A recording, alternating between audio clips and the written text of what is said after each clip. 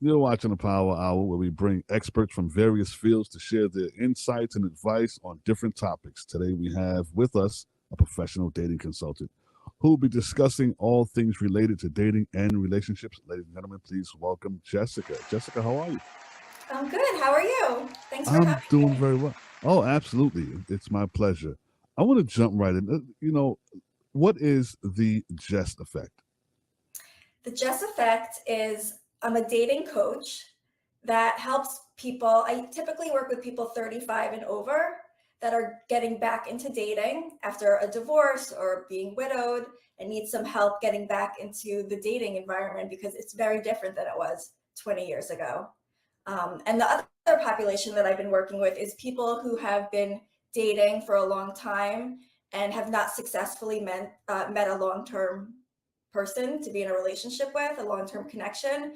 And so we kind of talk about that, and I try to help them do some focused dating to help them get on the path to find true love.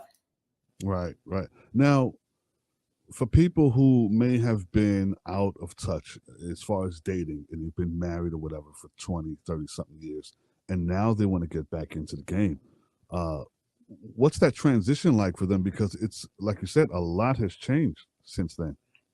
Yeah. I mean, really, the biggest thing is you have to have the right attitude.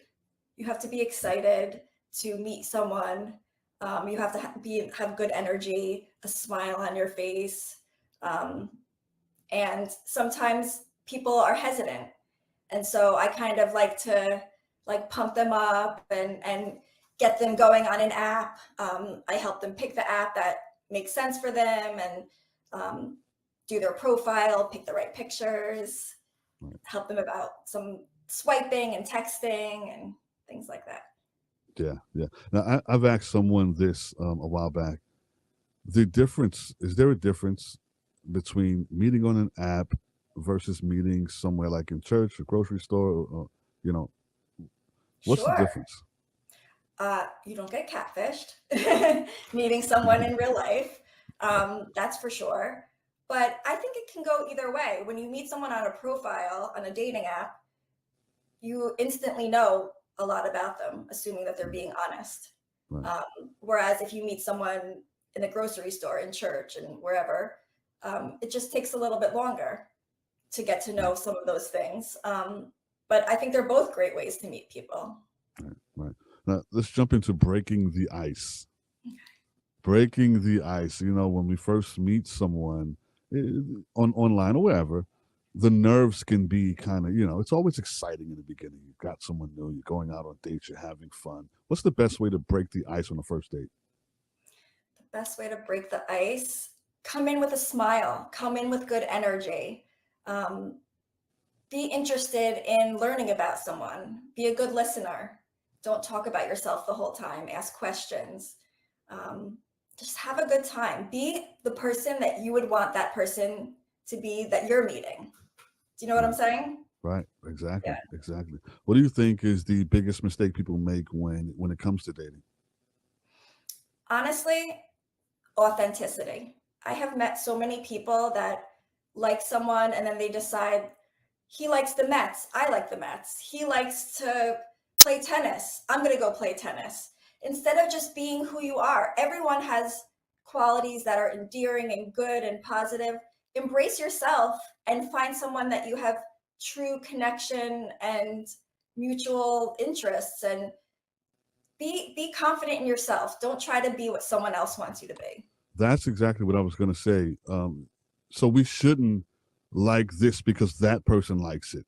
Oh, I want to please him or her, so let me like what they like. People get a sense that someone's doing that. It's a huge turnoff.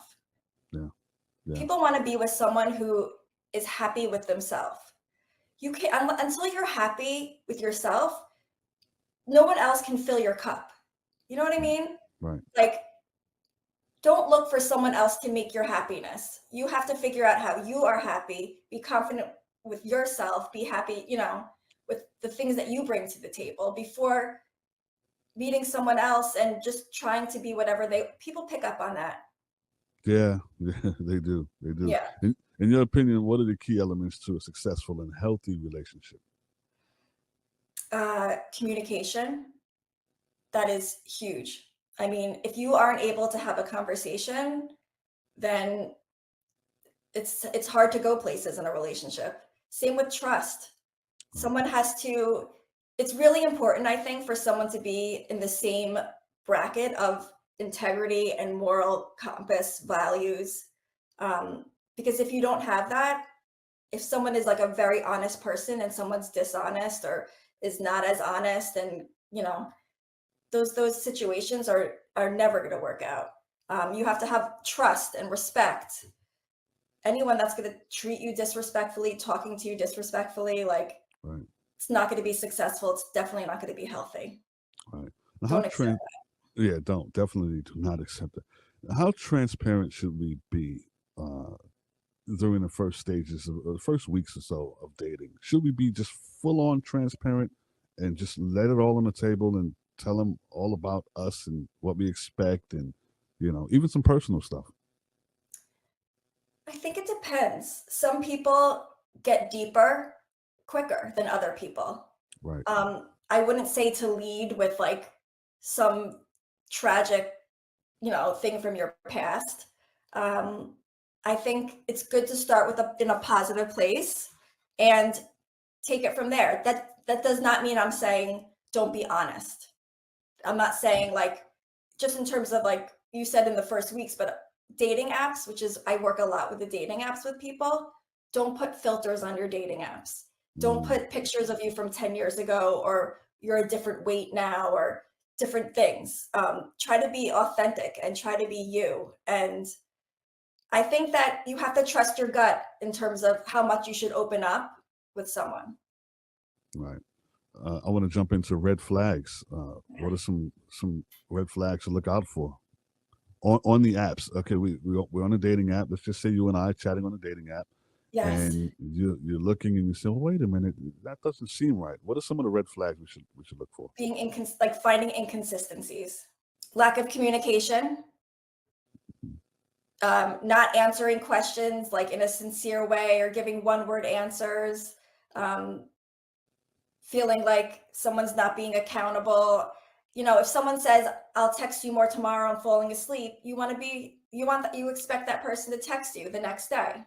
A person does not want to FaceTime. Let's just say they're avoiding all, oh, let's FaceTime. Oh no, I can't. I'm at work. You know, later on, let's FaceTime. Well, no, I can't. I'm getting in the shower. They just refuse to FaceTime. Uh, All they want to do is Definite red text. flag. Right, right. So should we break it off right then and there? I'm always a proponent of kind of knowing who you're interacting with, asking for a last name, um, use Google. Like I have found with clients, I mean, I personally put I have a Truth Finder app. And Right. so I always tell my clients, if you're interested in someone, if you want to know, like I'm happy to put them through. We have found people that have counts of harassment in the past, all kinds of things. Like I think Google is a great tool to use when internet dating because there's predators out there. There's a lot of great people, but there's also some not so great people, and it's really important to trust your gut and be smart about who you're swiping on. Absolutely. So on a first date, should we go to a restaurant? Breakfast, lunch, brunch. I mean, you want to keep it safe. Speaking of safe, what should the first date be? Don't invite them in your house. I think it's always good to meet in a public place. Right. Right. Definitely, like go for a walk. All those things are good options. Right. Definitely stay public. Now, how can someone know if they're ready to start dating after a breakup? How do you know if you're ready to start dating after a breakup? Are your eyes wandering? That's a good sign. Feeling calm, feeling independent, feeling like happy with yourself. Um, I really think it's important for people to be confident and happy before they can go find someone else. Someone else cannot fill your cup. Like that is too much pressure to put on someone, and it's unhealthy, and it's not going to work. Right. What advice would you give someone who struggles with self confidence and is afraid to put themselves out there? in the dating world? No one's knocking at your door. You have to put yourself out there. I always say that. I have a lot of people who are nervous. They can think of a million things that can go wrong, but there's a million things that can go right. There's really great people out there. I have helped people find successful relationships and love and long term, and don't be scared. Like, life is short. Find love, find connection. There's so much happiness to do and fun things to do in this world, and it's great to have a companion to do it with. Now, I want to jump back a little bit and talk a little bit about you. How did you become a dating coach? So I got divorced a few years ago, and um, I went I went busting into the dating scene. I had so much fun. I was really having such a good time, and some of my friends that were still single or were divorced already, they were asking me how I'm finding these people and how I'm finding all these situations, and I just started helping people. I started helping them with their profiles and helping them with texting, and it just turned into anytime someone got divorced, my friends would be like, call Jess, she'll help you. And then people just finally said to me, you should get paid for this, because it's fun and I love it, but it can be time consuming to help people, but it's fun. I love it. um, but I took a class. I have a history of psychology. I worked a lot with relationships in the past, so I have some experience, and I good energy. Now, let's talk about navigating difficult conversations. Yes. With a potential partner. How do we navigate difficult conversations? First thing, check your ego at the door. Like, if you love someone, you don't want to hurt them, you don't want to say mean things. Stay calm. Choose the right time when you're both, you know, don't in the heat of the moment try to have like a difficult conversation. Try to calm down, come back to it. Use I Right. statements, listen, try to find solutions that you both are happy with, compromise. A lot of people older in age, I tell them it's important to be flexible, because people can be set in their ways at this Mhm. point. And to be successful in a relationship, you have to be open to how other people feel and behave. No one is perfect. And it's just a matter of whose flaws you're willing to live with, and you can, you know, be Yeah. happy with. Because Right. I'm not perfect, you're not perfect, no one's perfect. It's just, can we live together? Can we rise above these imperfections and still find happiness in a Right. healthy way? Right. Right. Now, let's talk about boundaries. Okay. You know, how important is setting boundaries, and when should we set them? Right from the beginning, or Boundaries in terms of, just do's, don'ts, likes, dislikes, things you're not going to just put up with.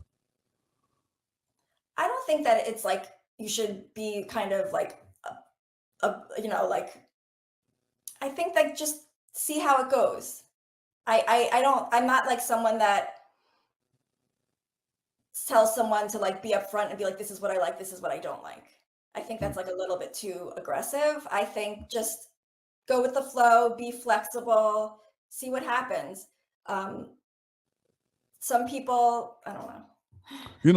Because some people dealt with a lot in past relationships, Yes. and they just feel like, I'm just not going to put up with this. The next person I get, I'm going to let him or her know right up front what I'm not going to deal with. Is that a good way to be? No. Every different potential partner needs to be a clean slate. I'm Right. a big proponent of therapy. I A lot of the people I see are in therapy along with me coaching them. It's really important to try to clean the slate, come into each situation like focused on just that person. Because it's not fair. You don't want someone to do that to you. You don't want someone to bring, we all have baggage at this point in our life, Right. but it's really important to try to just come clean, come focus on that person. Don't bring stuff in. There'll be plenty of time to talk about past relationships if you're really Right. connecting with someone and trying to understand who they are and what they've been through. I'm not sure it's something it needs to be like done immediately or done in kind of a harsh way. I just think come positive, come clean, come open, come Right. honest, So authentic. right. So basically, should we give ourselves time before we start dating again? Because I've noticed when someone jumps into a relationship, then they have that type of attitude. Well, I'm not going to put up with the next one. I'm not going to. Should Don't we you give know us? the best way to get over someone is to get under someone else? Totally joking. Okay. Great, great soundbite. I'm going to use that. I don't think that there's like a one answer. I think Right. some people, by the time they're out of a relationship, they've kind of processed it. They're ready to move on. They're happy to move on. Sometimes it comes out of left field, and it takes longer to heal, and it takes longer to process and understand. And there's nothing wrong with that. Right. I think that each situation is different. Right. Well, we're running out of time. Thank you so much for joining me. Give them the website where they can.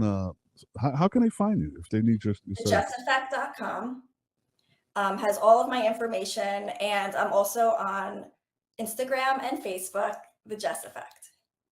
All right, there you go, Jess Effect. You're watching the Power Hour right here on Soul TV.